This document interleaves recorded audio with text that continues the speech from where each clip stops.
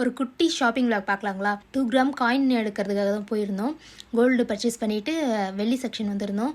அங்கே பார்த்தீங்கன்னா ஆன்டிக்கில் சில்வரில் கோல்டு பிளேட்டட் மாதிரி போட்டு நிறைய கலெக்ஷன்ஸ்லாம் வச்சுருந்தாங்க. பார்க்கறதுக்கே சூப்பராக இருந்துச்சு.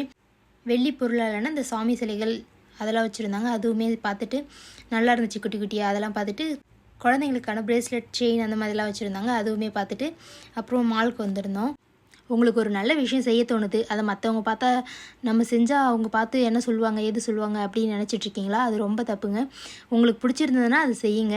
மற்றவங்க என்ன சொன்னாலும், மற்றவங்க நீங்கள் நல்லா இருந்தாலும் சொல்ல தான் போகிறாங்க, நல்லா இல்லைனாலும் சொல்ல தான் போகிறாங்க.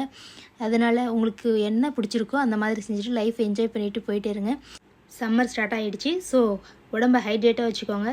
நிறைய ஃப்ரூட்ஸ் சாப்பிடுங்க, நிறைய ஜூஸ் குடிங்க. சீசன் பழங்களான நுங்கு, தர்பூசணி இதெல்லாம் அதிகமாக எடுத்துக்கோங்க. வீடியோ பிடிச்சிருந்தா சப்ஸ்கிரைப் பண்ணுங்கள். தேங்க்யூ.